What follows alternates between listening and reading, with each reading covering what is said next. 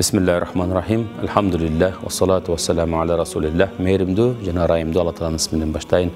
Assalamu alaikum ve rahmatullahi ve barakatuh. Hurmatlı Müslüman bir tuğandar, hurmatlı Cumhuriyet Jurt, Qalayık Qalq, жалпы мекендештерибиз. Алла Субханаху ва Таала ошо быйылкы Рамазан айын бардыгыбыз үчүн берекелүү айлардан кылган болсун.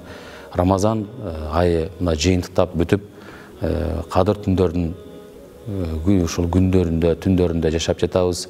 Андыктан кадыр түндө ар бир инсан үчүн Алла Тааланын мээрими, кечирими, асмандан жамгыр жаагандай жааган бир түнү экендигин талашсыз. Алла Тааланын периштелеринин, Жабраил периште баштаган периштелердин бардыгынын бул ааламдын асманына, ааламга батпай кала туранчалык деңгээлде ушунчалык көп санда түшүп, ар бир мусулманга, ар бир ибадат кылган инсанга салам айтып, анын жакшы амалдарын жазып калганга шашылган бир түн. Бул түн тагдырыбыздагы мындан аркы абалда эмнелер боло тургандыгы жөнүндө бир өлчөмдөр алына турган бир түн. Ошондуктан бул түндө да көбүрөөк Алла Субханаху ва Тааладан дуа кылышыбыз керек экендигин, анын сообуна ишенип дуа кылып, эгерде өткөрө турган болсок пайдалуу, күнөөлөрүбүздүн баары кечириле тургандыгы хадистер менен айтылган. Бирок мен дагы айта турган нерсем, Рамазан да өтөт, Рамазандын эртеси да болот. Ар бир айыбыз, ар бир күнүбүз Рамазандай болсо экен деп эңсесек. Айт жакындап келатат. Мына айт дегенде максат майрамдоо дегендик. Быйылкы шартка ылайык карантиндик абалга жараша, балким айтты дагы кандай шартта бизге муфтиятыбыз, тиешелүү инсандарыбыз айткан болсо, ошол негизде өткөрүүгө милдеттүү экендигибизди бүгүнгө чейин деле ошондой эле жума намазын деле кандай таризде токтотулсун, токтоп турсун, мечитке барылбасын деген болсо ошого баш ийип келе жатабыз. Мен ойлойм, мындан ары да ошондой болот. Бул деле болсо биздин саламаттыгыбыз үчүн болсо керек. Мен ушул жерден бир нерсени айткым келет, урматтуу агайын туугандар. Айт дегенде, майрамдашуу дегенде биротоло майрамдап Рамазандын кутулганыбызга шүгүр дегендей атмосфераны берүү эмес, балким айттын өзүнө жараша сооптуу жактар бар экендиги, анын эртең айт деген түндөрдөгү кылынган ибадаттар ушунчалык берекелүү жана сооптуу күндө түндөр экендиги айтылат. Мына ошол нерсеге амал кылгандардын катарында болойлу. Алла Таалам убакыт менен касам ичип, убакытка ушунчалык маани бергиле. Себеби өмүр кыска, бирок кыска бир учурда Алла Субханаху ва Таала бизге биз 60 жыл, 70 жыл үммөтүмдүн орточо жашы деп айткан пайгамбарыбыз. Ал эми пайгамбарга чейинки пайгамбарлардын үммөттөрү, кээ бирки үммөттөр 1000 жылга чейин жашаган.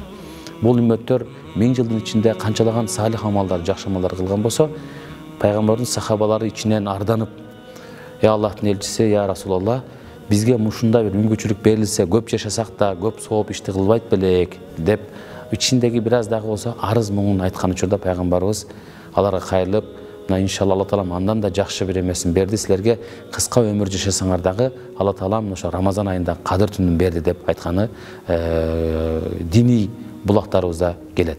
Ошондуктан бул түн 1000 айдан артыгыраак, бир түндүн ичинде, бир сооптун ичинде 83 жыл жана 3 ай бою адам баласы өмүрүндө аткара турган амалды тынбай аткаргандай сооп бериле турган бир мүмкүнчүлүк келип жатат. Убакыт менен касам ичип аткандан максаттагы убакытты кадырлайлы, барктайлы. Сөзүмдүн жыйынтыгында ушул нерсени айтмакмын. Келиңиздер, Рамазан айын өткөрдүк. Бир гана ачка, суусуз гана калган жокпуз. Ошол эле учурда напсыбызды дагы тыйдык.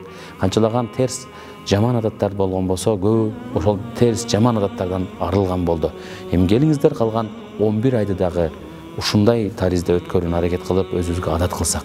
Кандай мааниде десе, келиңиздер, курсагыбыз ачка болбосо дагы, ток болуп тамак жеп атсак дагы, келиңиздер, биздин арамдан тыйылган напси, ошондой эле көз, кол, тил, кулак катарында пенде болсок.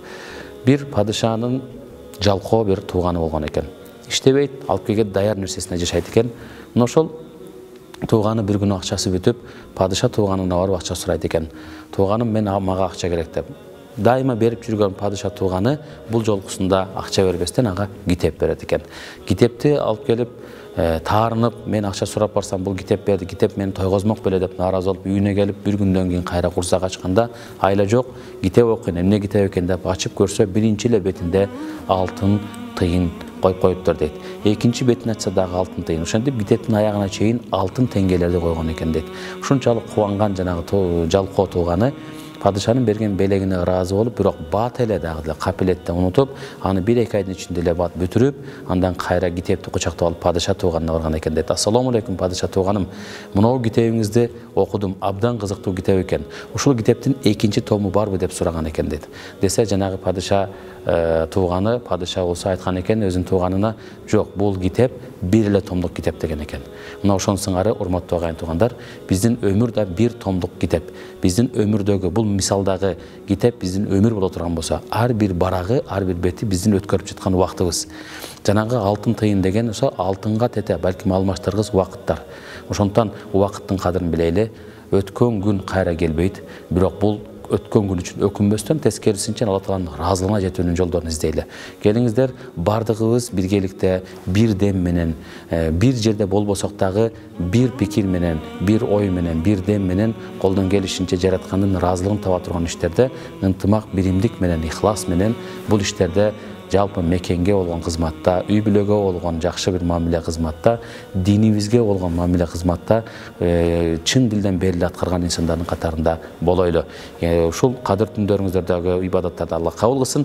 Келе жаткан айт намазыңыздар куттуу болсун.